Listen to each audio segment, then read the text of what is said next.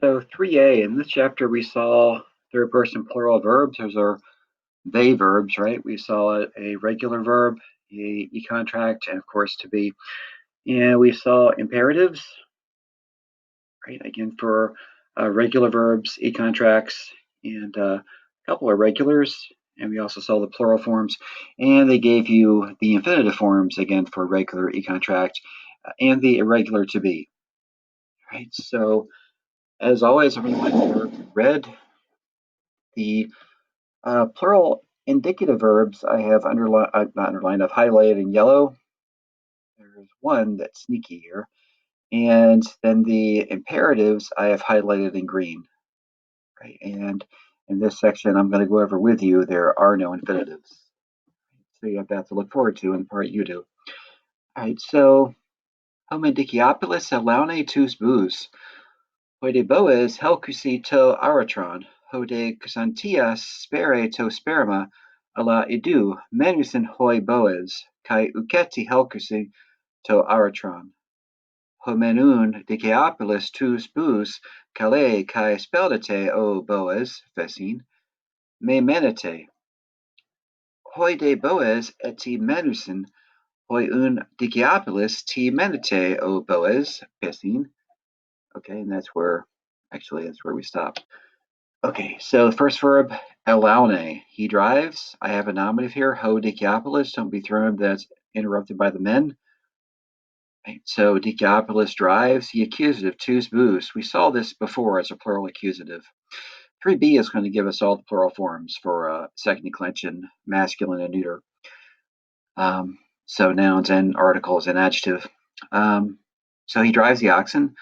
Okay, day. So we're linking this to the men that came before. So the next part, hoi boas, helkusi. So helkusi, that usi or usin ending, if the next word began with a vowel, it'd be usin, like we have right below, menison.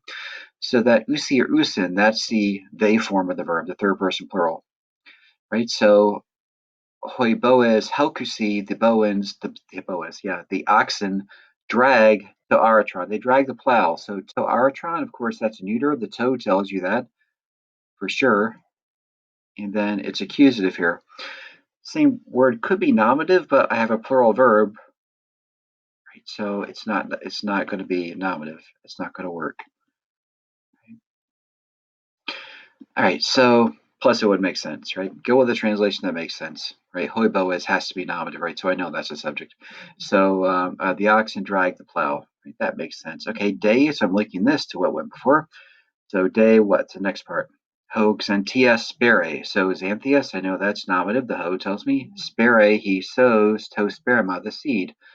Another neuter, right? This one not second declension, so it doesn't have an on ending here, but the article tells me it's neuter, right?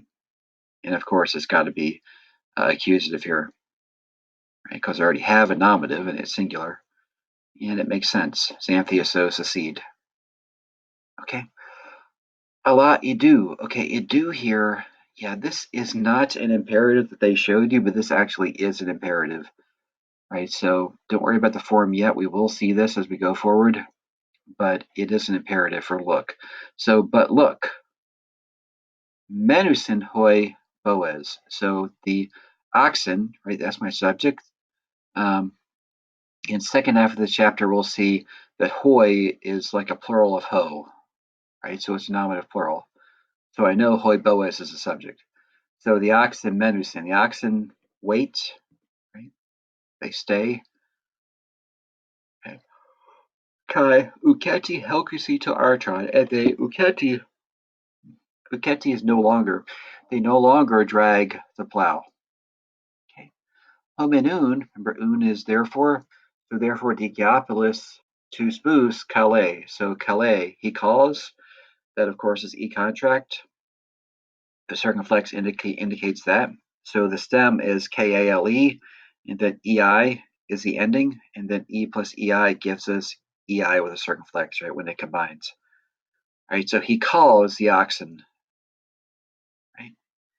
Kai speldate oboes Pasine. So Pasine, he says, speldate. Oops, I should have highlighted that. Let me grab that here just to be complete. My bad. Come on. Yeah. So that's a plural imperative, right? We saw this ETE as a plural imperative form. Right? If it was an e-contract, it would be EITE. Right? And we saw the plural of to be as an imperative is este, right? Isthe if it was singular. So hurry, oxen, right? O Boaz, vocative, right? The O is an extra clue here we have in Greek of the vocative, right? You're not always going to see, well, for the time being, you're definitely going to see that, but in real Greek, you won't always see it, but very often you do.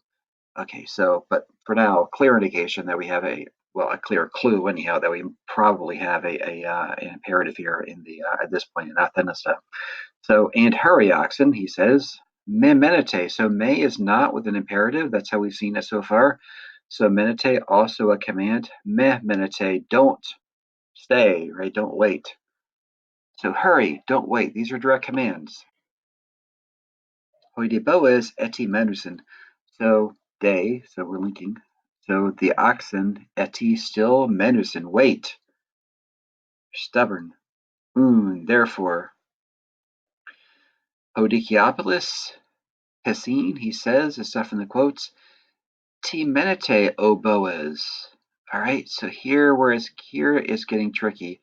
So here we have a vocative, right? So we have menete here, so isn't that imperative? Actually, it's not here. They're playing a trick on you. The semicolon, remember, is a question mark. Right? So right away, I know it's not an imperative.